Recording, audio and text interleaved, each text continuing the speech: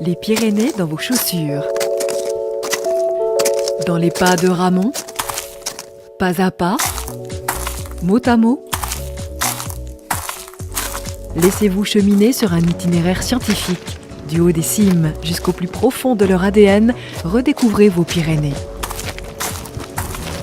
Aujourd'hui, le carnet s'ouvre sur Retour vers le futur, les nouvelles technologies au service de la connaissance du vivant, avec la participation de Jordi Esteb, spécialiste du bouquetin ibérique au Parc naturel régional des Pyrénées ariégeoises, François Prudhomme et Sophie Bareil, spécialistes des chauves-souris au Conservatoire d'espaces naturels de Midi-Pyrénées, Gilles Potier, spécialiste de l'Euprocte des Pyrénées à Nature Midi-Pyrénées, Mélanie Nemoz, spécialiste du Dessement des Pyrénées au Conservatoire d'espaces naturels de Midi-Pyrénées, Emmanuel Ménoni, spécialiste des galliformes de montagne à l'ONCFS, Olivier Duriez, enseignant-chercheur spécialiste des vautours au CFE-CNRS.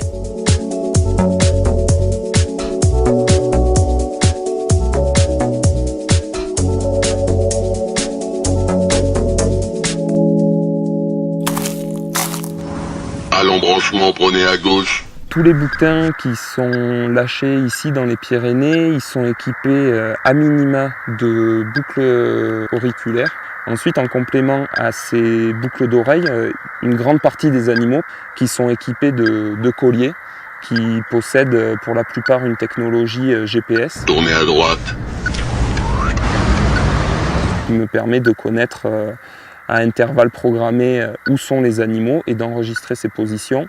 Sinon, c'est des colliers qui émettent une fréquence radio qui me permet de les suivre sur le terrain avec l'antenne et le récepteur. À l'embranchement, prenez à gauche. Le second volet d'intérêt, ça me permet de faire des analyses spatiales par la suite, notamment en termes de déplacement aux différentes périodes de l'année, là où ils vont plutôt se reproduire, des zones où les femelles vont aller mettre bas à l'abri de tout prédateur et de tout dérangement avec leur cabri. Tout ça, ça nous permet de comprendre comment les animaux s'approprient ce nouveau territoire, puisque les colliers, ils enregistrent la position GPS, l'altitude, la température, et les capteurs d'activité enregistrent également l'activité du collier.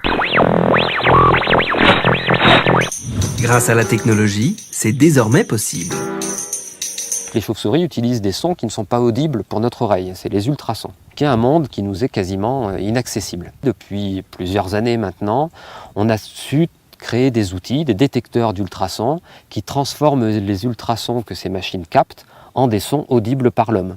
Alors soit c'est un son transformé, un son de machine qu'on entend mais qui traduit le son capté par la machine en direct, soit c'est un son enregistré, le son enregistré de l'animal qu'on retranscrit en ralentissant la vitesse d'exécution et du coup en rendant la fréquence plus basse et donc en entendant avec notre oreille le cri de la chauve-souris, mais ralenti, donc le son va durer plus longtemps qu'en réel. Mais tout ça c'est des moyens enfin d'accéder à l'univers sonore des chauves-souris et cet univers sonore il est central dans la perception du monde par les chauves-souris. Et les questions auxquelles ça nous a permis de répondre, c'est de savoir quelles étaient les stratégies alimentaires des chauves-souris parce que selon ce qu'elles chassent, elles ne vont pas utiliser les mêmes techniques d'ultrasons.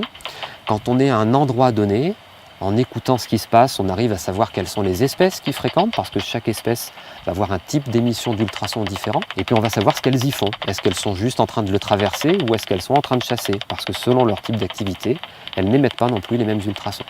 Donc ces détecteurs d'ultrasons et tout ce qui va avec, les enregistreurs, les applications qu'on peut mettre sur les téléphones qui nous permettent de prédéterminer les espèces, qui nous permettent de gérer les fichiers informatiques très lourds que génèrent les enregistrements de ces sons.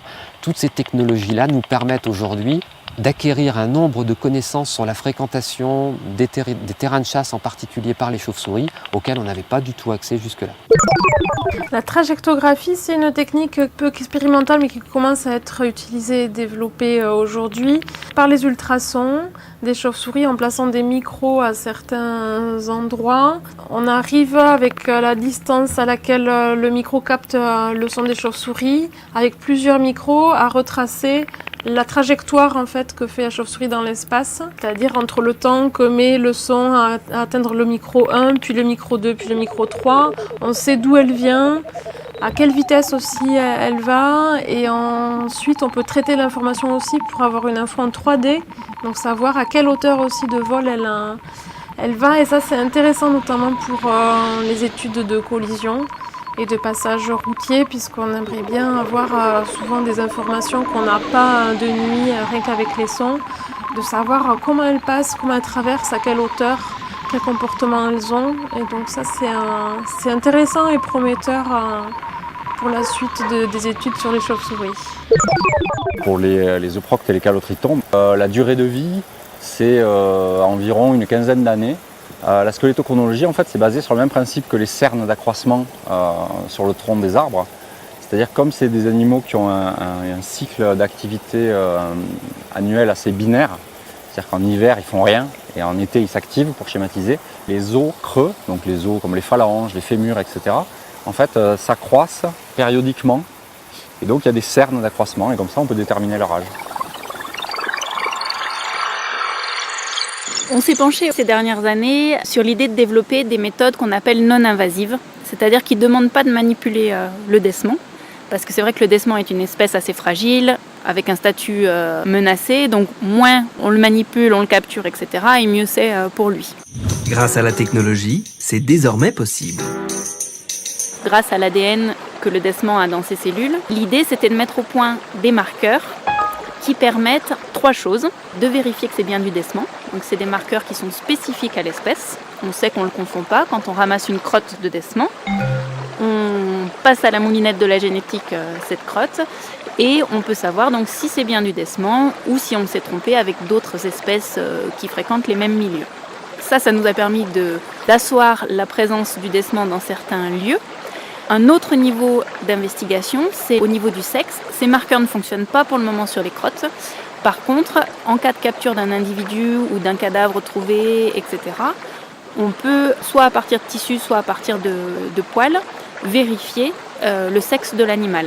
Et le troisième niveau, qui est encore plus fort, c'est que grâce à d'autres marqueurs mis au point, on peut distinguer l'individu. À partir de deux crottes différentes, on peut dire si c'est le même individu qui a fait ces crottes ou si c'est deux individus différents. Cet outil-là nous permet d'apprendre plein de choses sur les déplacements des individus, sur la structure des populations, etc., sans du tout toucher aux individus. Je suis ton père.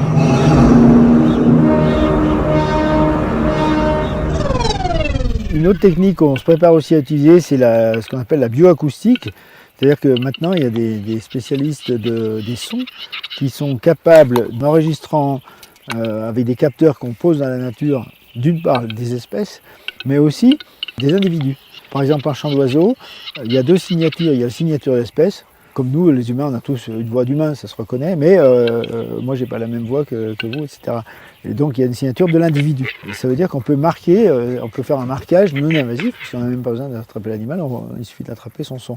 Et là, qu'est-ce qu'on veut faire avec ça? Alors là, on va plus l'utiliser sur le lagopède, parce qu'on a des problèmes méthodologiques lors de comptage. On pense qu'il y a des oiseaux qui se déplacent énormément d'un poste à l'autre, mais on n'arrive pas à les voir.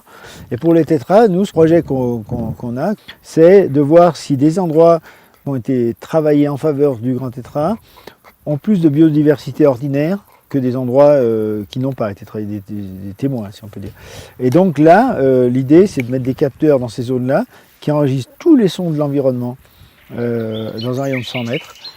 Et le bioacousticien, en labo après, il va voir combien d'espèces différentes qui ont vocalisé, que ce soit des insectes, des oiseaux.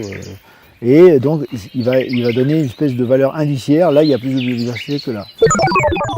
Grâce à la technologie, c'est désormais possible. Alors, les premiers GPS, ça pesait quelques kilos. Maintenant, on en est réduit à quelques grammes. Maintenant, la majorité des systèmes, c'est des panneaux solaires qui permettent d'être rechargés à volonté. Et tant que l'oiseau le garde sur le dos et que la balise marche, ça fonctionne. Là, notre recordman a 50 suivis en continu sur les grands causes.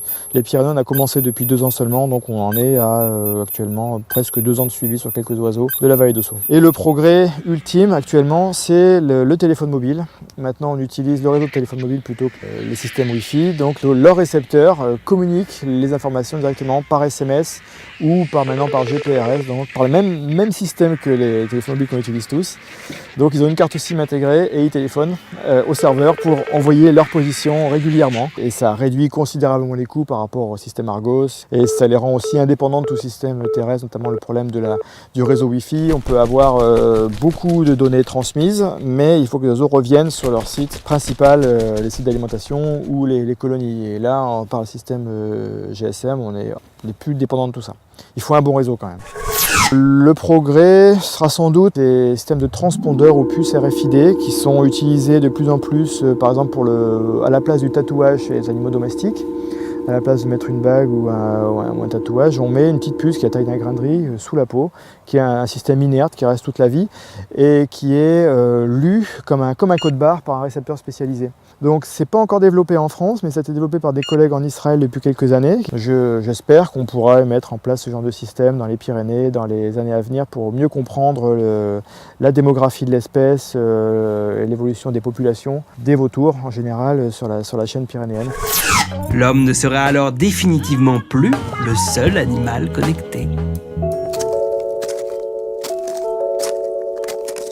Retour vers le futur, les nouvelles technologies au service de la connaissance du vivant, avec un extrait du film Star Wars de George Lucas. Les Pyrénées dans vos chaussures, carnet sonore co-réalisé par la radio Fréquence Luce et le réseau Éducation Pyrénées Vivantes, animé par la LPO France. Les Pyrénées dans vos chaussures.